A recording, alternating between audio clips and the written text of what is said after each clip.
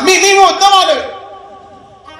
जोरामध्ये हाक मारल्याबरोबर यशोदामध्ये ए हळू हळू हळू आमचा कृष्ण उठेल. अरे कृष्ण उठेल. जर तो उठला ना तर मग तो ऐकत नाही म्हणजे कुणाचा, तो रडायला लागला ना मग थांबवत नाही.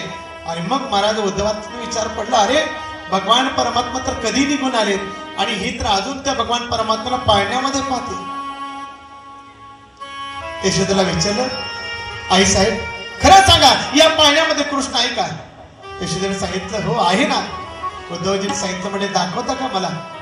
दाखवा म्हटल्या तर महाराज यशोदा माता उठून उभं राहिली आणि उठून उभं राहिल्या तर मला ज्यावेळेस पाळण्यामध्ये बघितलं आणि कृष्ण दिसला नाही धाडकन अंग खाली टाकलं आणि मला ढसा ढसा रडू लागली.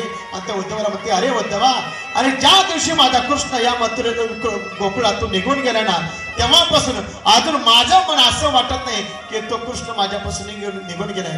अरे त्याच्या आठवणीमध्ये एक एक क्षण कसा निघून जातोय कळत नाही. पण तो कृष्ण आमच्यासाठी खरंच प्राणप्रिय आहे. त्या भगवान परमात्म्याच्या आठवणीमध्ये आम्ही व्याकुळ झालोय.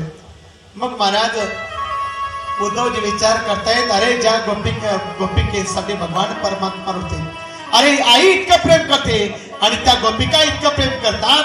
अरे जी राधा महाराज भगवान परमात्माने सांगितले, अरे ज्या राधेसाठी तो भगवान परमात्मा रडला, ज्या राधेसाठी त्या ज्या भगवान परमात्म्याच्या डोळ्यातून अश्रूच्या धारा येत आहेत ती राधा कशी असेल?